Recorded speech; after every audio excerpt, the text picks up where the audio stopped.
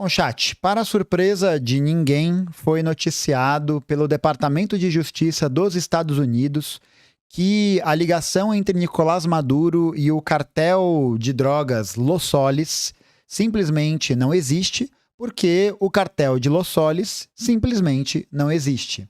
Então, o grande argumento central que foi utilizado pela gestão Trump para poder fazer esses ataques contra a Venezuela, que era a associação do presidente Nicolás Maduro ao narcotráfico, se mostrou falso em mais um movimento em que os Estados Unidos se utilizaram dessa tática de desinformação para poder produzir uma narrativa de legitimidade para realizar os seus ataques e para realizar a sua intervenção, que agora está acontecendo, né? Tanto com o sequestro do Maduro quanto com a operação militar. Pois é. Como assim os Estados Unidos da América mentiram? Agora eles estão dizendo que, na verdade, a acusação que eles realizaram era de uma cultura de corrupção e um eventual envenenamento de dinheiro no governo venezuelano. E que a associação direta com o tráfico de drogas não existe, né? Essa matéria já havia sido produzida pela CNN em novembro de 2025. Então, em novembro de 2025, a CNN publicou um estudo, uma reportagem, dizendo que havia uma possibilidade do cartel que o Nicolás Maduro foi associado sequer existir.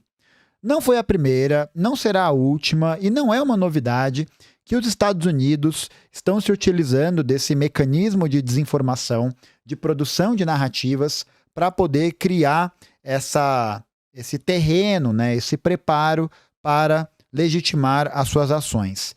E é também muito importante a gente ver que essa estratégia utilizada pelos Estados Unidos, ela tem muitas vezes medidas diferentes a depender de quem são aqueles que são acusados de narcotráfico.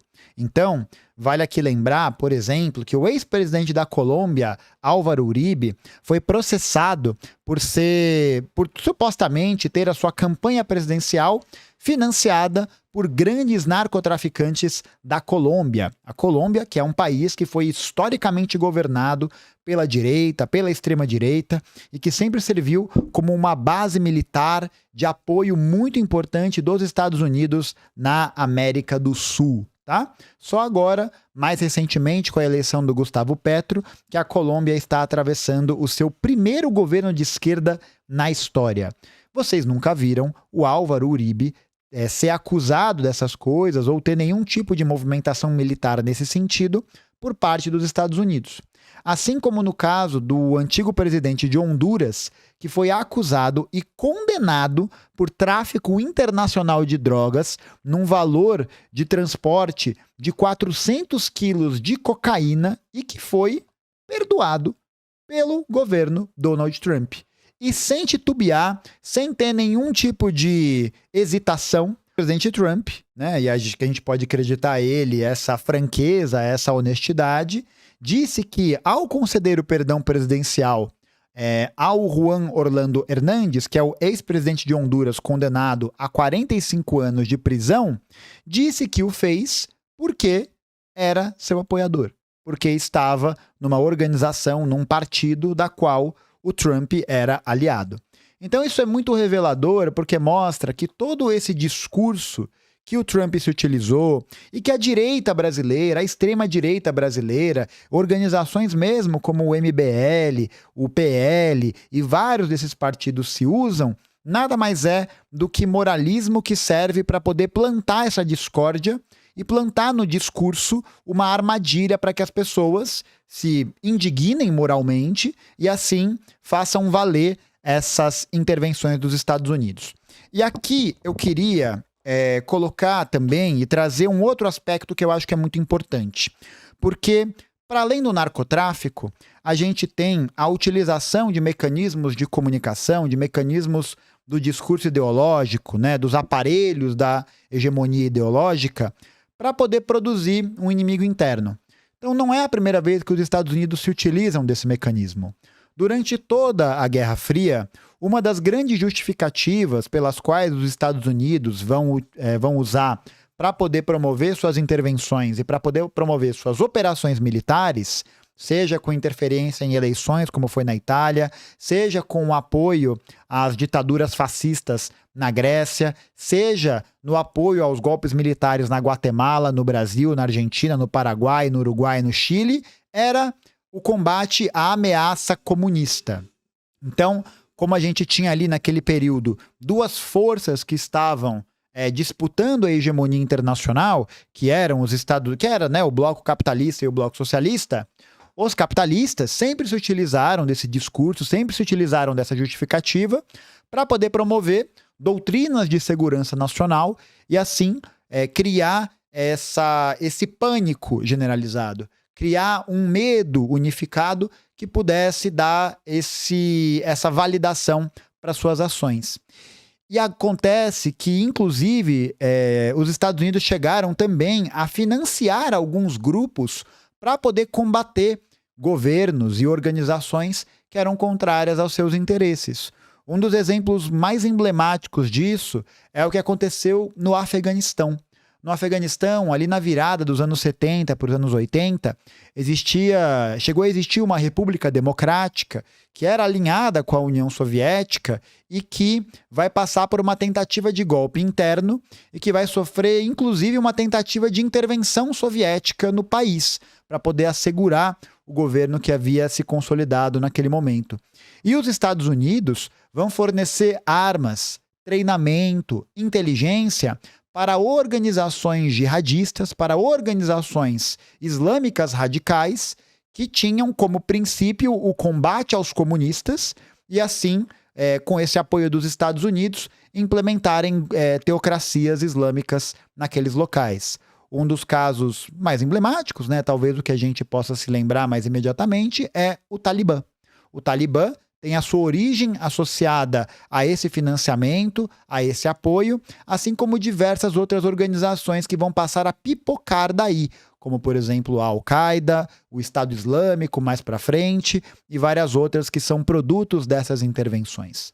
Então, os Estados Unidos se utilizam desse tipo de narrativa, de mecanismo ideológico ao longo da história, para poder criar esse pânico generalizado e criar essa indignação moral, né? Porque a partir do momento que você associa, por exemplo, o governo Nicolás Maduro, ou que você associa qualquer opositor ao narcotráfico, como o Trump tem feito agora também com o governo do Gustavo Petro na Colômbia, o que você tem é um apoio praticamente incondicional, porque nessa época, né, em que estamos, o narcotráfico, essa atividade internacional, promove muitas perdas, ela promove muitos problemas na realidade de muitas pessoas, especialmente das pessoas mais pobres que acabam sendo submetidas a essa lógica.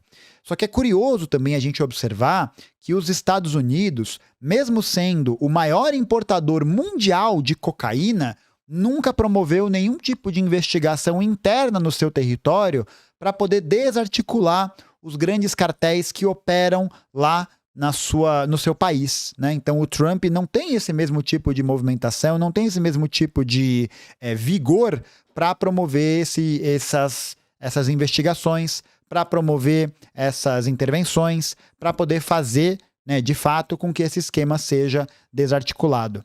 Então ele se vale desse sentimento, ele se vale desse discurso, e isso é muito importante. Por quê? Né? Acho que até trazendo uma abordagem mais teórica, né, para poder dar uma substância para vocês entenderem um pouco melhor, o não falecido Zizek, né, ele não morreu de verdade, mas falecido porque começou a defender umas coisas horríveis, o Zizek, na obra dele, né, no filme dele, O Guia Pervertido da Ideologia, vai mostrar pra gente que uma das funções da ideologia é de conseguir simplificar o máximo possível todas as contradições em torno de um só objeto. Então, o que ele quer dizer com isso?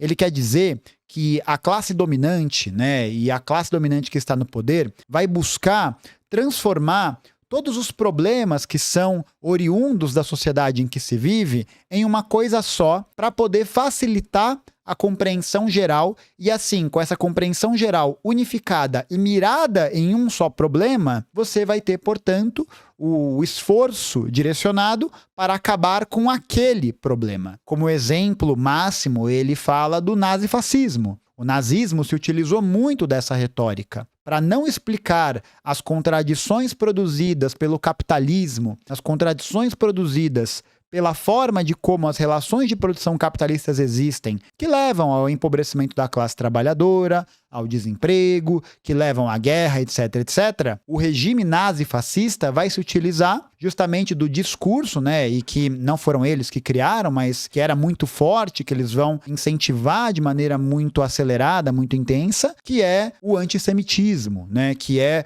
o discurso contra os judeus e, inclusive, né, isso aqui é importante, fazendo uma avaliação, né, com peças de propaganda, com narrativas, com jornais, com peças ideológicas, associando o povo judeu a uma conspiração judaico-bolchevique, né? Vale lembrar aí que muitos comunistas nessa época eram associados a judeus, muitos inclusive eram de origem judaicas, né? Até na própria União Soviética. Então, a criação desse grande monstro, né, que o Zizek no filme dele vai retratar como o tubarão, né, que é esse grande medo que unifica todas as contradições, que unifica tudo e se transforma num inimigo único, é aquilo que vai servir para a classe dominante transformar a opinião pública e para que ela veja aquele agente, naquele objeto, naquele setor, o problema.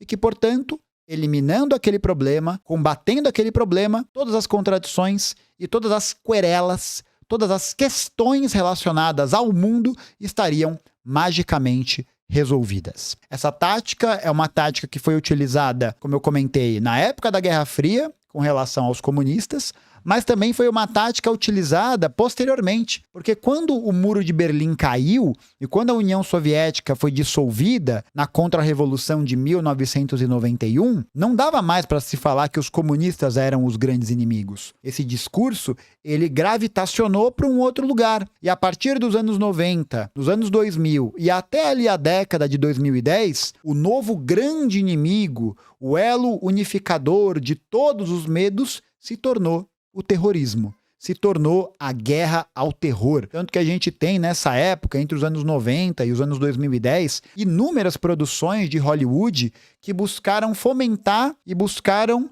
aprofundar essa compreensão. Filmes como Guerra ao Terror, Soldado Anônimo, Falcão Negro em Resgate, não é? Falcão Negro em Perigo, aquele do helicóptero que cai na Somália, enfim.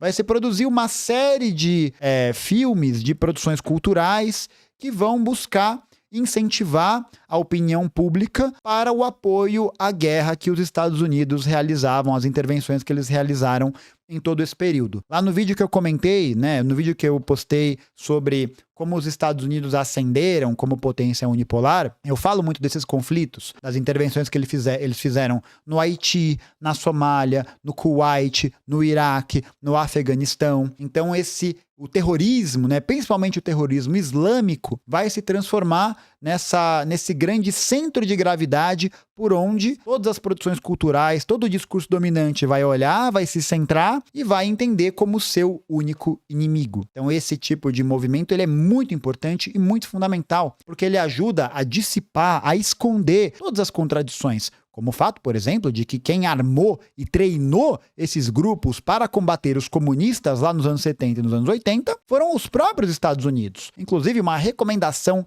de filme aí para vocês assistirem, filme que não é muito bom não, mas que no final tem uma parte curiosa que é Rambo 3, né? O Rambo 3, ele termina o filme fazendo um agradecimento aos bravos guerreiros mujahidins, que eram os grupos financiados pelos Estados Unidos para combater os totalitários comunistas do Afeganistão. E agora, depois que os Estados Unidos conseguiram consolidar a sua posição nessa região, tanto do Maghreb, do norte da África e no Oriente Médio, depois do período da Primavera Árabe, da Guerra do Iraque, depois que os Estados Unidos destruíram a Líbia, destruíram o Iraque, conseguiram destruir a Síria, agora o inimigo se volta para um outro polo, se volta para um outro olhar. E esse olhar é justamente sobre o narcotráfico. Então, agora, diferentemente do que foi na época do comunismo e do que foi na época do terrorismo, o governo Trump precisa investir pesadamente nessa mensagem ideológica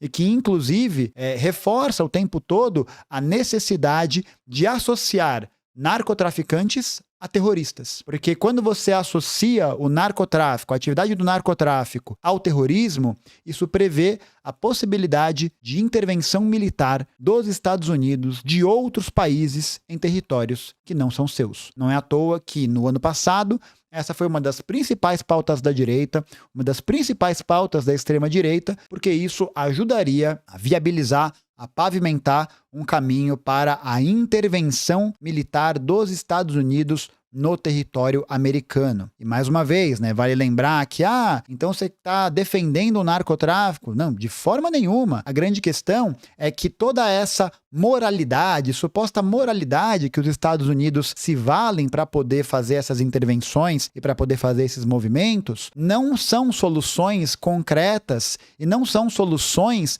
de fato efetivas. Porque vale lembrar, quem utilizou o narcotráfico para financiar mercenários na Nicarágua depois de 1979 foi o governo Ronald Reagan, que conseguiu utilizar o tráfico internacional de cocaína para financiar os contras. A gente tem a Colômbia sendo governada por partidos de direita e de extrema-direita em todo o século XX, um grande polo produtor e exportador de cocaína aliado dos Estados Unidos e que nunca se mexeu um dedo para alterar essa realidade. Então você tem essas linhas que falam sobre isso, sobre como o governo dos Estados Unidos facilitou a entrada de drogas como o crack, como a heroína, como a cocaína no seu território para prejudicar as camadas mais marginalizadas, os trabalhadores negros, principalmente das áreas periféricas, que vão levar a um grande conflito, a uma guerra contra a pobreza, a guerra contra as drogas, que vai levar à política de encarceramento em massa, que vai levar à política das privatizações de presídios, e por aí vai, e por aí vai. Então, mais uma vez, os Estados Unidos, para surpresa de ninguém, se utilizaram de um discurso de criar um inimigo, criar um grande espantalho para poder legitimar as suas ações e agora simplesmente lavam suas mãos. Simplesmente dizem que o cartel de Los Soles não existia, que o Maduro não tinha relação com isso e que, nesse momento agora, ele está sendo julgado em um tribunal de Nova York por crimes que ele nunca cometeu. E por que os Estados Unidos fazem isso? Porque, como a maior potência militar do mundo e como o atual estado de império decadente que eles ocupam, eles terão que fazer todos os movimentos possíveis para manter a sua hegemonia. E vale ficar ligado, porque mesmo com o Maduro tendo sido sequestrado e com essa intervenção dos Estados Unidos tendo sido feita no território nesses tempos mais recentes, ainda existe a possibilidade de que a Venezuela seja atacada novamente e que esses interesses de que esse movimento imperialista dos Estados Unidos se desdobre para outras regiões, como a Colômbia, o México e eventualmente até o Brasil. Vale avaliar, vale a gente ficar de olho para ver se o Trump vai ter todo o apoio interno que ele imaginou ter, porque a princípio, eu estou dizendo a princípio, eu estou gravando esse vídeo no dia 6 de janeiro, às 5h20 da tarde, não me parece que ele vai ter o apoio que ele esperava ter. Inclusive porque a situação da classe trabalhadora interna nos Estados Unidos em relação à inflação, ao poder de compra, em relação à epidemia de fentanil, continua muito grave. E vale também lembrar, para poder finalizar esse vídeo, para finalizar essa análise, que o Trump fez isso, promoveu esse estardalhaço todo na mesma época em que os arquivos Epstein começaram a ser liberados. Os arquivos que supostamente associam a sua pessoa ao maior escândalo, ao maior caso de pedofilia da história do mundo e que a gente já viu em várias fotos, em várias reportagens, em várias matérias, a presença do Laranjão com o seu amigo Jeffrey Epstein. Então, esse aqui é um resumo da ópera sobre esses últimos acontecimentos, também um resumo sobre como esse movimento ideológico, narrativo do imperialismo opera para poder produzir esse inimigo em comum e a sua eficácia, porque a gente vê que esse discurso colou muito, especialmente por figuras como Nicolas Ferreira, Tarcísio de Freitas, Romeu Zema, Ratinho Júnior, que estão aí defendendo que se façam operações militares similares no Brasil para poder combater esse suposto inimigo. E eu quero saber o que você acha disso. Comenta aqui embaixo. E se esse vídeo de alguma maneira te ajudou a entender um pouco melhor esse processo, não esquece de mandar ele para alguém, de compartilhar ele, de tomar notas. E também, se você puder, se inscrever no canal, curtir esse vídeo e conhecer aqui a nossa área de membros, certo? Obrigado por ter assistido até aqui. A gente se vê numa próxima. Valeu, um grande abraço e até mais. Não acabou a live, só terminou o corte.